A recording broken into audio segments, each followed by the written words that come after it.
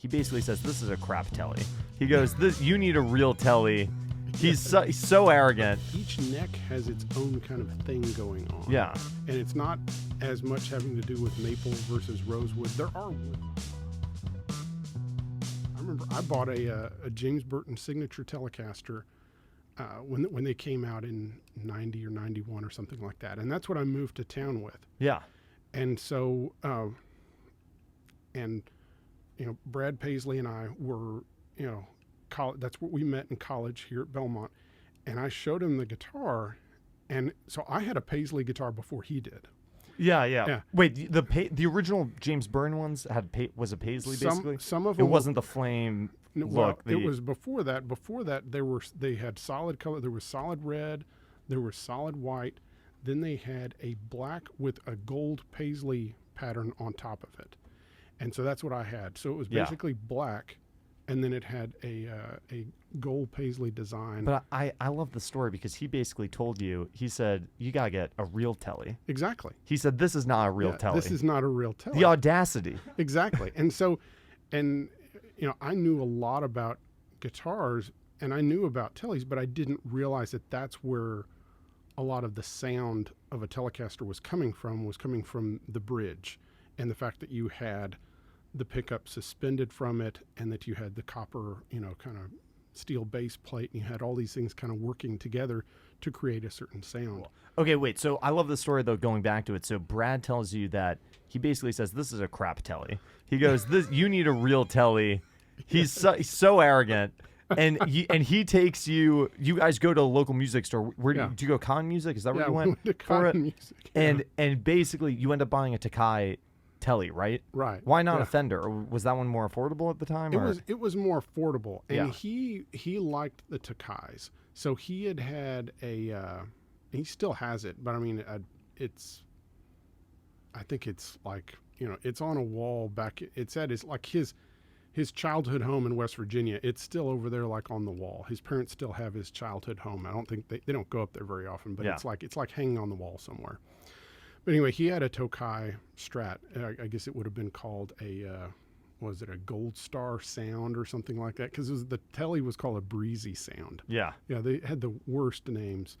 But yeah, he really liked that guitar, and he knew, neither one of us had much money. We did, because our parents were, we were at Belmont University, which it's not as expensive as it is now, but still it was pretty darn expensive. Yeah, right. And so there, and we were scraping together money to get like a Papa John's pizza or something like that every once in a while. We were scraping together quarters and stuff like that. But anyway, he was a fan of that, and we liked Cotton Music because it was across the street from Pancake Pantry, and we went to Pancake Pantry a lot. It was a 2-for-1. You could get the pancakes and pop into the guitar store. Yeah, it was a 2-for-1. And we were talking the other day about just how we used to eat back then, because we're both in our 50s now, and so thinking about back then when we would eat a 6-egg omelet along with 3 pancakes, and then like a soft drink or a chocolate milk or whatever it was. Yeah. It was like not drinking coffee. We were drinking some kind of sugary beverage, a bunch of pancakes and like ham and cheese omelets and stuff like that.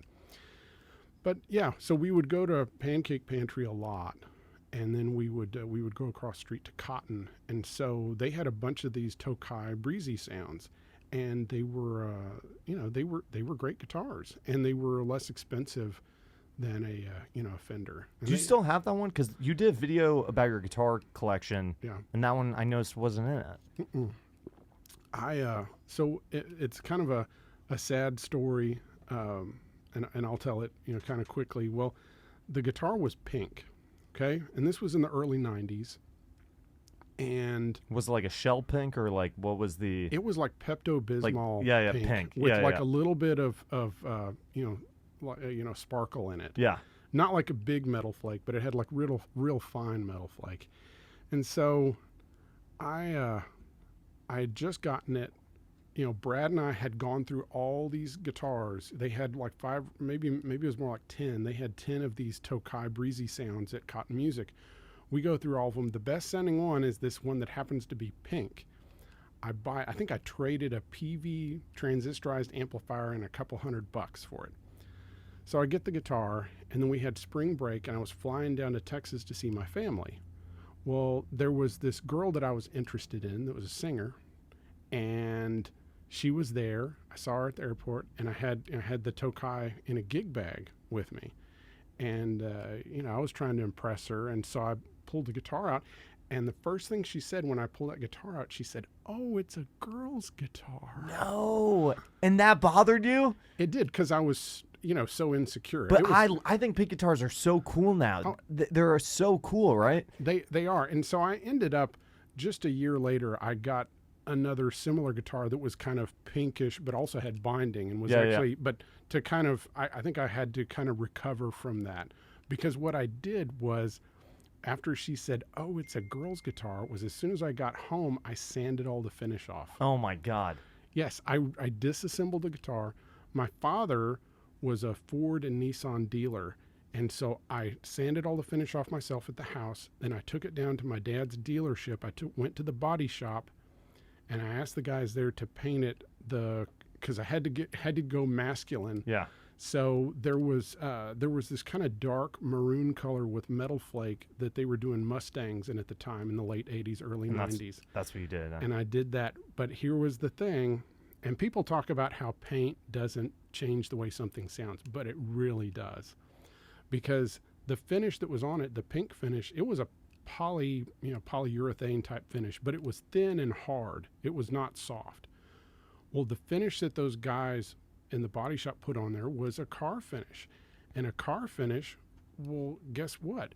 It's designed to be somewhat elastic. Yeah. So that if someone gets in a fender bender or something like that, well, it crumples or whatever, but you don't see paint shatter and go everywhere. Right.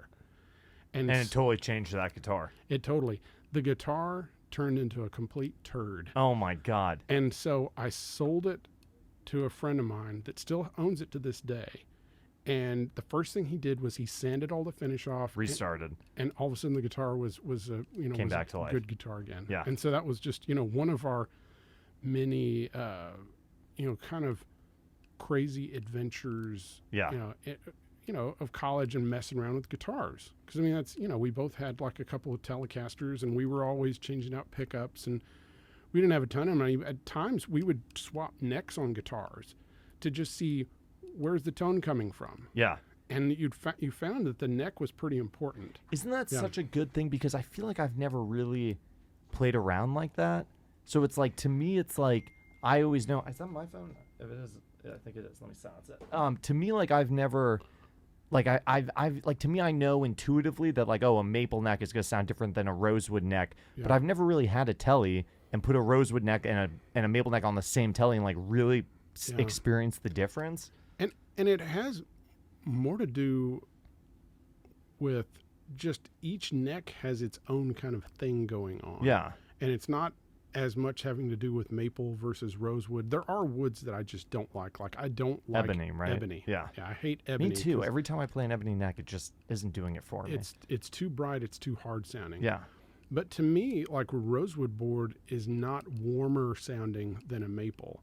I think what it is that a rosewood board is very similar to a maple cap because it's a stiffer neck. And then it comes down to which do you like the feel of, because rosewood and maple feels different because of the finish on it. Right. So, like, I would much rather have a maple cap neck than a rosewood board neck, unless it's one of those really old rosewood necks that is so worn in and it doesn't feel like you have drag on it. Right. Have you ever seen the rosewood boards that you can see the grain and it's big and open, and it feels like when you try to bend on it that it's just like, it feels like you've got like almost splinters. Yeah.